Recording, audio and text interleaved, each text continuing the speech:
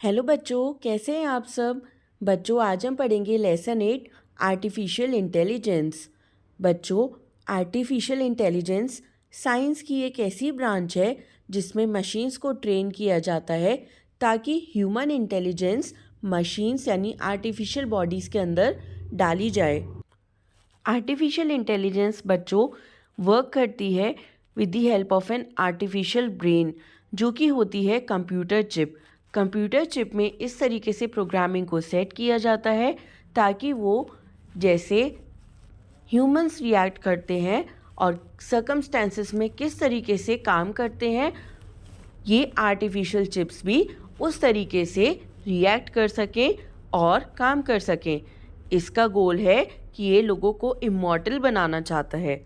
बच्चों, जैसे सारे वर्चुअल असिस्टेंट्स हम देखते हैं लाइक सिरी, एलेक्सा, कॉर्टेना, ये सभी ही आर्टिफिशियल इंटेलिजेंस पे वर्क करती हैं। बच्चों, अब हम पढ़ेंगे application areas of artificial intelligence. आज के टाइम में हर एक फील्ड में आर्टिफिशियल इंटेलिजेंस का यूज़ किया जाता है और इसके कुछ एप्लीकेशन एरियाज हैं। Natural language processing. बच्चों, जब हम कंप्यूटर के साथ इंटरेक्ट करते हैं अपनी नेचुरल ह्यूमन स्पोकन लैंग्वेज में, तो यहाँ पर हम आर्टिफिशियल इंटेलिजेंस का यूज़ कर रहे हैं। रोबोटिक्स में जब रिस्पॉन्ड करता है रोबोट ह्यूमन की तरह इन एनी फॉर्म, तो ये यूज़ करता है आर्टिफिशियल इंटेलिजेंस को। एक्सपर्ट सिस्टम और कंप्यूट विजन में भी आर्टिफिशियल इंटेलिजेंस का ही यूज़ किया जाता है। Natural language processing. Natural language processing on NLP, ये एरिया ऑफ आर्टिफिशियल इंटेलिजेंस है जो डील करता है कम्युनिकेशन बिटवीन ह्यूमंस और कंप्यूटर्स में, जहाँ पर ह्यूमंस अपनी नेचुरल लैंग्वेज को यूज़ करते हैं एज अ मीडियम। बच्चों, एनएलपी का गोल है कि ये डेसिफर करे और ह्यूमन लैंग्वेजेस को अंडरस्टैंड करे और automated system direct results present करे by using and understanding natural language, और इसको ही प्रोसेस करके सारी प्रोसेसिंग की जाए। बच्चों, in order to decide the meaning of human languages, ये majority of NLP techniques depend होती हैं मशीन लर्निंग पे। मशीन लर्निंग ऐसी सेट ऑफ टेक्निक्स होती हैं जो कंप्यूटर को एम्पावर करती हैं ताकि ये अपने प्रोग्राम्स को मॉडिफाई कर सके कॉन्स्टेंटली जब भी इसे नए तरीके का डाटा रिसीव हो। इसकी हेल्प से ये जो मशीन्स होती हैं ये इंटेलिजेंटली परफॉर्म करती हैं और रिस्पॉन्ड करती हैं नए नए ह्यूमन बिहेवियर पैटर्न्स को, और ये रिजल्टिंग डाटा को भी अपने सिस्टम में स्टोर करती हैं फॉर फ्यूचर यूज़। अब हम पढ़ते हैं रोबोटिक्स। बच्चों, रोबोट एक मशीन होती है जो कैपेबल होती है अपने एनवायरनमेंट में रिएक्ट करने के जिस तरह ह्यूमंस रिएक्ट करते हैं, और ये अपनी कॉम्प्यूटेशंस के हेल्प से कैरी आउट करती हैं डिसीजन मेकिंग और परफॉर्म करती हैं actions in the real world. बच्चों, ये एक रीप्रोग्रामेबल ब्रेन होता है in the form of computer और ये डायरेक्ट किया जाता है बॉडी की हेल्प से। The science of developing and using robot machines that are capable of performing human tasks, इसी साइंस ब्रांच को हम कहते हैं रोबोटिक्स। ये डील करता है डिज़ाइन, कंस्ट्रक्शन, ऑपरेशन और यूज़ ऑफ रोबोट्स को। चलिए अब हम पढ़ते हैं एक्सपर्ट सिस्टम। बच्चों, एक्सपर्ट सिस्टम एक interactive computer based together system है जो कि डिज़ाइन किया गया है ताकि कॉम्प्लेक्स डिसीजन मेकिंग प्रॉब्लम्स को सॉल्व किया जा सके। Basically NLP process the data और एक्सपर्ट सिस्टम एनालाइज करता है ताकि रिजल्ट रीच किया जा सके। बच्चों, रिजल्ट को जनरेट करने के लिए सिस्टम इंटरप्रेट करता है इनपुट को by using a variety of method, fact based as well as heuristics. बच्चों, ह्यूरिस्टिक्स एक अप्रोच होती है टू सॉल्व द प्रॉब्लम जिसमें प्रैक्टिकल मेथड को यूज़ किया जाता है जो कि एक गारंटीड नहीं होता लेकिन ऑप्टिमल, रैशनल और परफेक्ट होता है जिसकी गारंटी नहीं दी जा सकती है। बच्चों, क्या आप लोग जानते हैं रोबोटिक टर्म को फर्स्ट टाइम यूज़ किया था राइटर आइजैक एसिमोव ने अपनी शॉर्ट स्टोरी रन अराउंड में, और ये लिखी गई थी इन 1942। चलिए अब हम पढ़ते हैं कंप्यूटर विजन। कंप्यूटर विजन एक सबसेट है आर्टिफिशियल इंटेलिजेंस का, जिसका एम है ऐसे कंप्यूटर्स को बनाना और ऐसी मशीन्स को बनाना जो विजुअली एनेबल्ड हो। इसका मतलब ये सभी मशीन्स देख सकती हैं और इमेजेस को अंडरस्टैंड भी कर सकती हैं।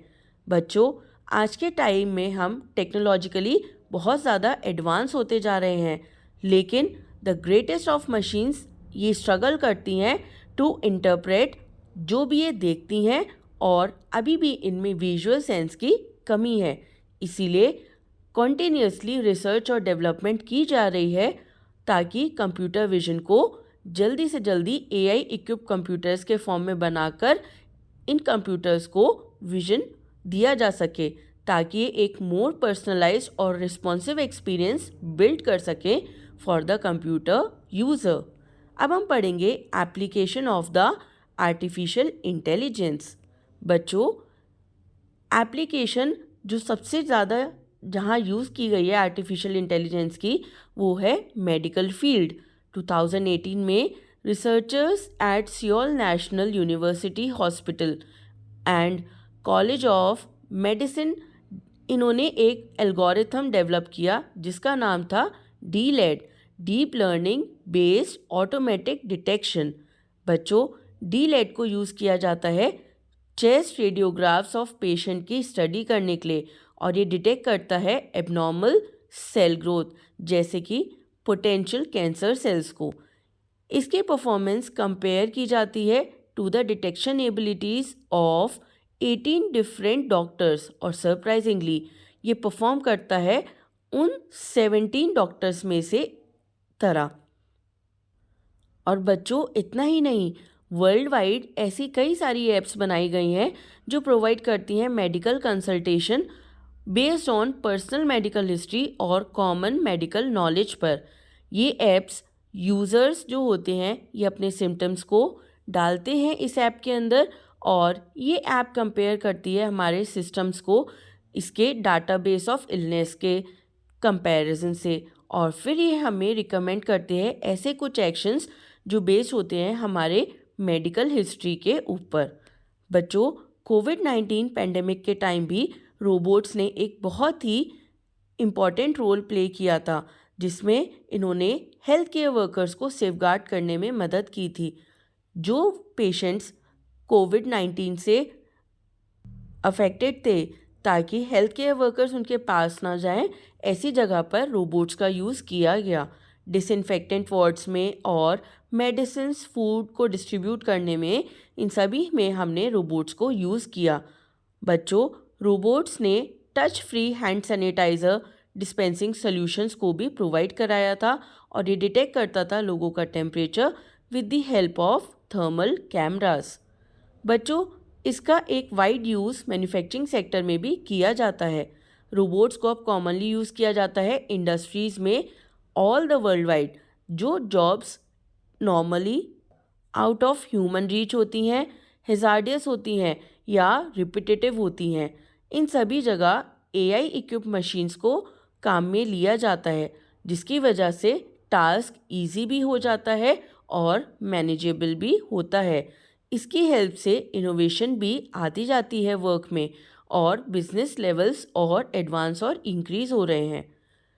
एआई को हम बैंकिंग सेक्टर में भी यूज़ करते हैं।